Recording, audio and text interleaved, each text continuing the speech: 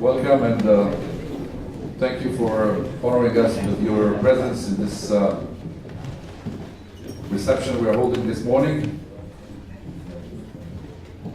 For you to know who the laureates are, it will be much easier if I'll call them and present them, and they will stand here, and then later on you can approach them and talk to them. So I would like to call Professor Arieh Warshel, please.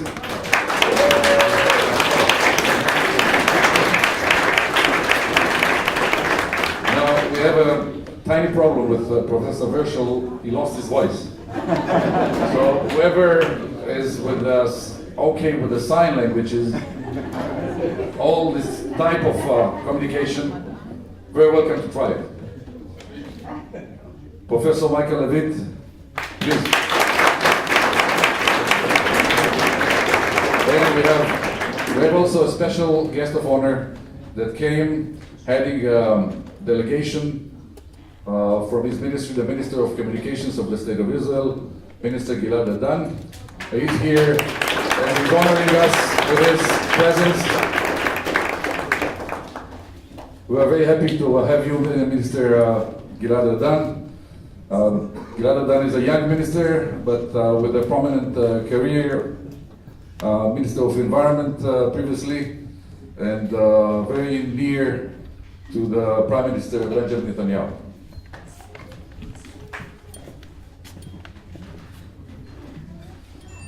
Minister Gilad Ardan, Minister Brigitte Olson, thank you for honoring us with your presence.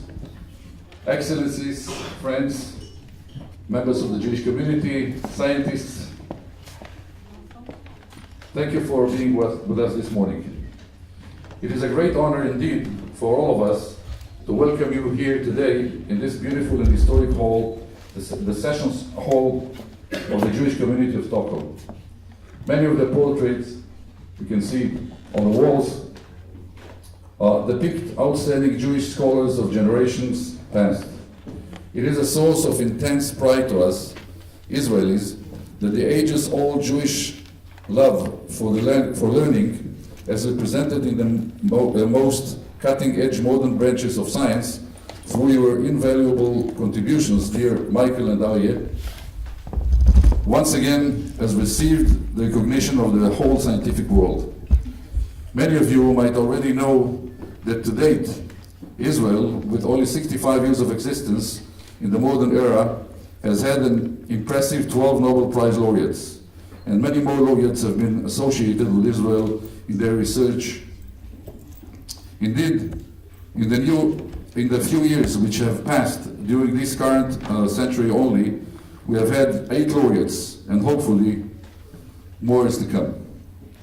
Of course,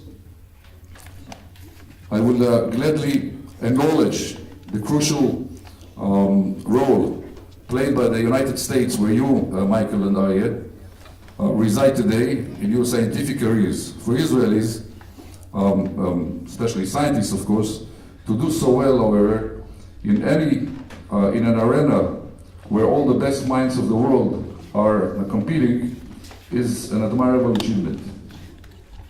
Israel is the world leader in research publications per capita, in number of doctorates per capita, and coming second place internationally for the number of university graduates. With no natural resources to rely upon, except for the human capital of its citizens, Israel has turned to innovation in a number of cutting-edge fields of science and technology, such as IT and biomed, as the very motor of its economic drive. Israel is at the very top of the chart for so-called startups in the whole world. There are more of them in Israel than in the EU member states altogether. And actually, more Israeli companies have been introduced on the New York Stock Exchange than from the whole of the European Union combined. We are very happy and pleased that the Swedish government recently has pointed to Israel as a priority market. Indeed, as illustrated by many high-level delegations over the last few years, Israel and Sweden have much in common and an intensive mutual exchange in the science and startups, entrepreneurship and innovation is taking place. Israel is the largest immigrant-absorbing nation in the world relative to its size. In this sense, too, Sweden and Israel have a lot in common. Great diversity in both our cases is a vital key to success and development in so many fields. Indeed, the life stories of our esteemed laureates reflect the success and vitality of Israel as an immigration nation. President Shimon Peres, in an interview for his recent 90th birthday, said the following: "If you ask me what the Jewish people's greatest contribution is to the world, my answer is discontentment. Because then," he went on, you try to create and to change things. This business of constructive and creative discontent is very much an Israeli trait, I believe. I am sure that also you, Michael and Arieh, have been driven by this urge to always excel and go a step farther. And here you are, having been awarded the highest distinction there is in the world of research and science. Even with this state of mind of constructive discontent, however, there are indeed days when one must allow oneself to be satisfied and pleased with what one has achieved. In your case, dear Michael and Arieh, it is truly the day to be content, pleased, and very satisfied.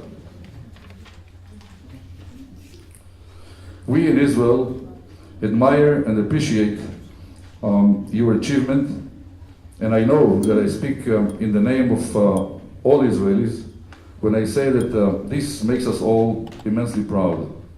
Mazal tov and best of luck in all your future endeavors. Thank you.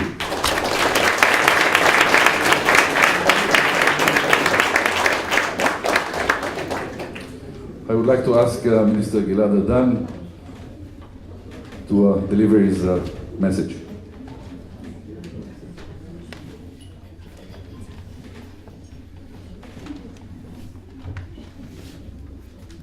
Minister Birgitta Olson, His Excellency Ambassador Yitzhak Bachman, distinguished ladies and gentlemen, and of course, distinguished Nobel Prize laureates in chemistry for 2013, Professor Arieh Warshel and Professor Michael Levitt.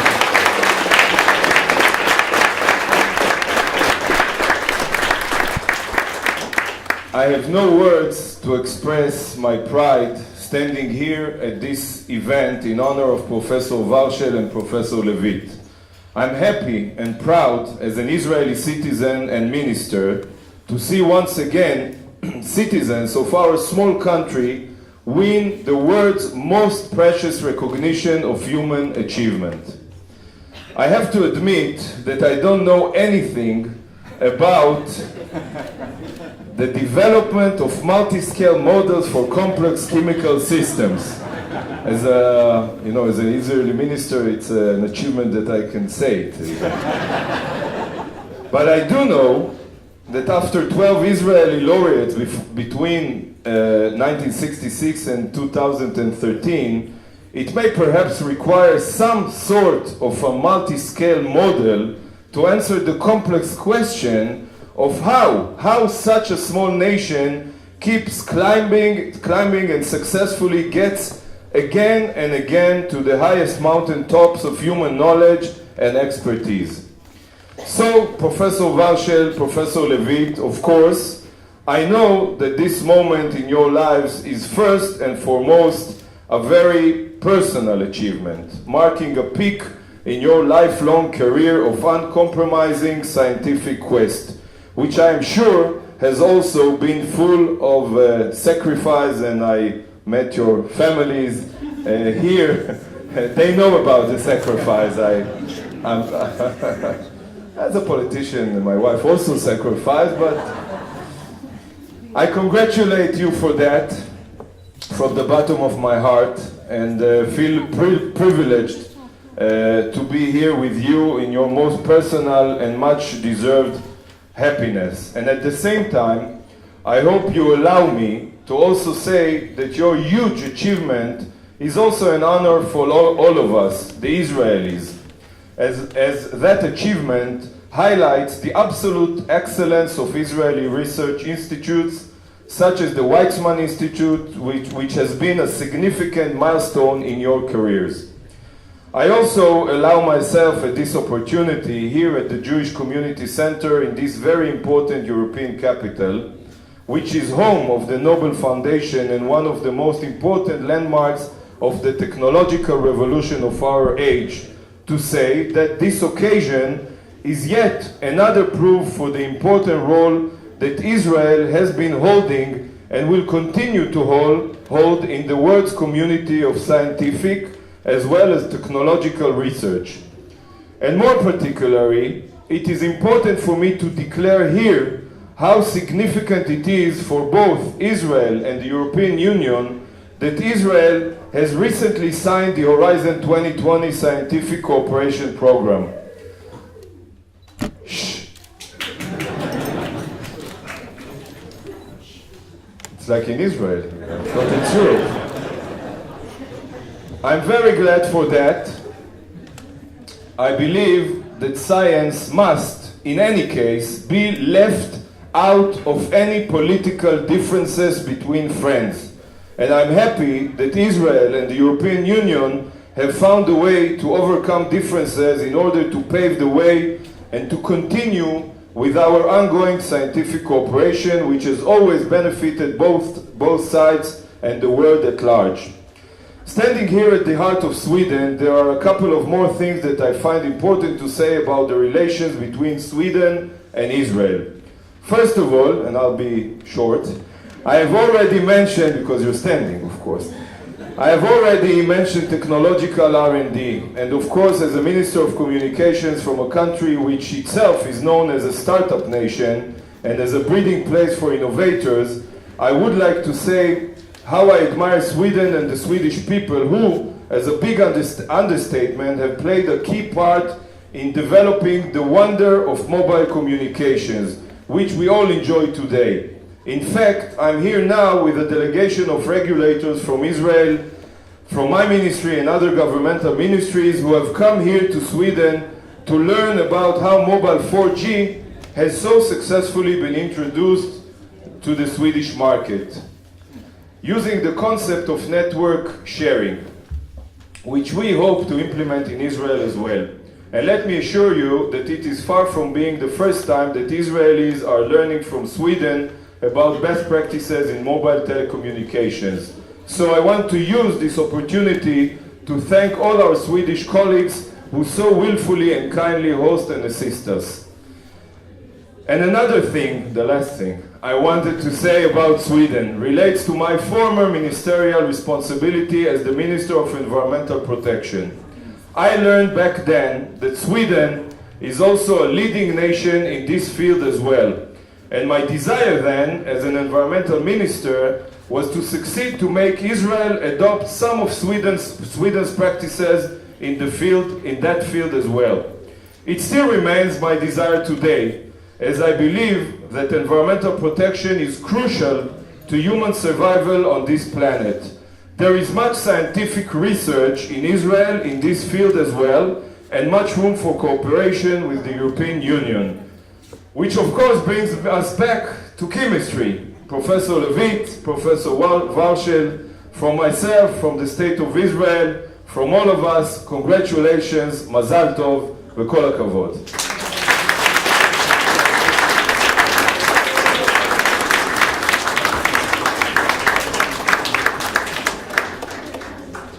I'm happy to invite, at long last, to listen to the heroes of this morning. Represented only by Professor Levitt. Unfortunately, Professor Warshel, though he had the intention to speak, he lost his voice, and we'll hear the message of both through Professor Levitt. Professor Levitt, please.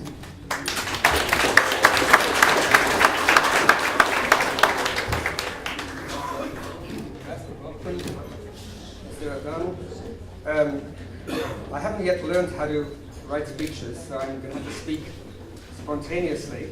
Arieh can't speak, but unfortunately he can still hear, so I have to. I did want to say that this prize is from all three members who won the chemistry prize, very, very much an Israeli prize. It started with a man, Shneur Lifson, a Kibutznik, who actually got his PhD rather late in life, who was the head of the scientific committee at the Weizmann Institute. Arieh noticed him then. I was sent to work with Shneur in 1967, when I was just 20 years old, by the leading British scientist at the time, Sir John Kendrew. Shneur, I think, ended up being the person, he definitely was the person who stimulated Arieh and myself, as well as Martin Karpus of Harvard. This is essentially his single-handed idea. If we were to delete Shneur Lifson, this would not have happened. Unfortunately, Lifson passed away 11 years ago. I think he is probably the finest Israeli scientist. Not everyone in Israel would agree with this. He unfortunately got into the Israeli Academy at the age of 80, which is a disgrace. And I have to say this, unfortunately, they won't be happy, but truth needs to be spoken. And really was the person who started this all off. He also founded the Open University as a sideline. Really remarkable scientist. He wasn't a good politician. And I think that while I'm a great believer in politics, I think in the same way that politics doesn't have any place in sport, it has no place in science. And I don't mean politics in terms of a 2020 vision agreement. Politics at an institute about who gets tenure and who doesn't get tenure should be decided strictly on merit and not on politics. And one thing that the Nobel committees have done is work very, very hard to award the prize based on published work, on originality, on priority, and not on who makes the largest sound. And one of my interviews with Rich Stein in Israel was with Ben Mittelman, who's actually a sports interviewer, and I said to him, imagine that the person who won the swimming championship wasn't the best swimmer, but the one who had the best PR, the best electoral campaign, etc. It would be a disgrace. We would have really bad swimmers. I think science needs to be free of politics, and this, I think, is an area where more could be done.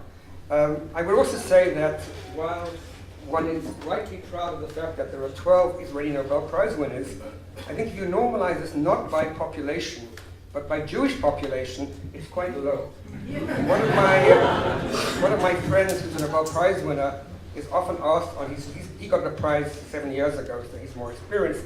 He's often asked when he visits Korea and China, how come 30% of the Nobel Prize winners are Jewish? And he says, because of anti-Semitism, otherwise it would have been 70%.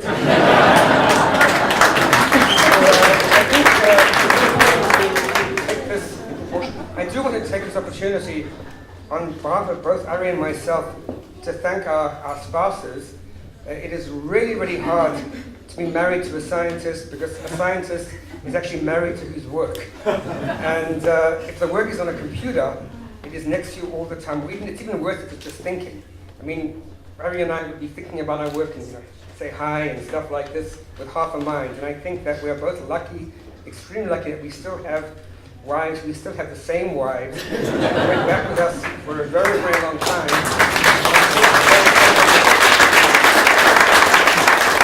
And that is something for which we have to be truly grateful, because I think that one of the greatest dangers of somebody who is very, very passionate about their work is there's a real danger of overworking. People often think you don't work hard enough.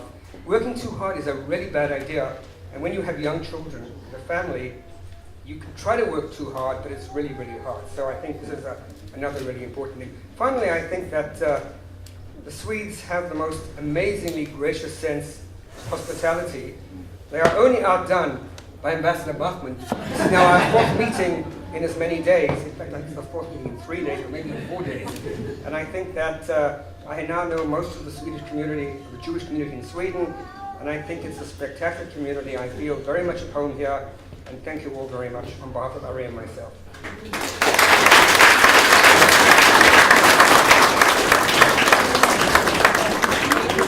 I saw that Professor Warshel wrote something. Is there any message? To my wife. Okay, fine. You want who? Please. Arieh Warshel. the daughter of Professor Warshel, has a message on his, him, theirs behalf. Thank you. I'm going to hope I can channel him properly. When my father discusses his work, one important thing is the QMM process, which I'm not going to get into because I'm not a scientist.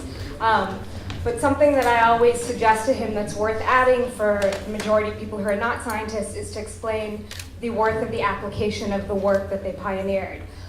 Namely, that it holds the possibility to speed up the production of drugs that can combat diseases like HIV, cancer, malaria, you name it. And I think that's really important for those of us who are lay people to understand that the computer simulation processes allow you to model simulations in such a way that it could take as much as, cut off as much as 25 years from the amount of time that it would take in a wet lab to construct those processes.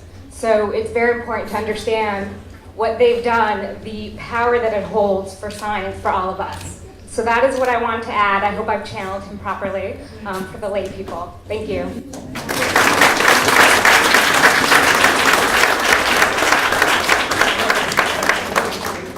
I've been approached by many of you asking me, who are the laureates? Now you know who they are. And you can approach them and salute them. I know that many wanted to shake your hands, maybe take a photo. So please. Dangerous cold. Okay, there's a dangerous cold, so you take a risk by shaking hands. Okay? But just a second, there is an additional thing. Okay, thank you.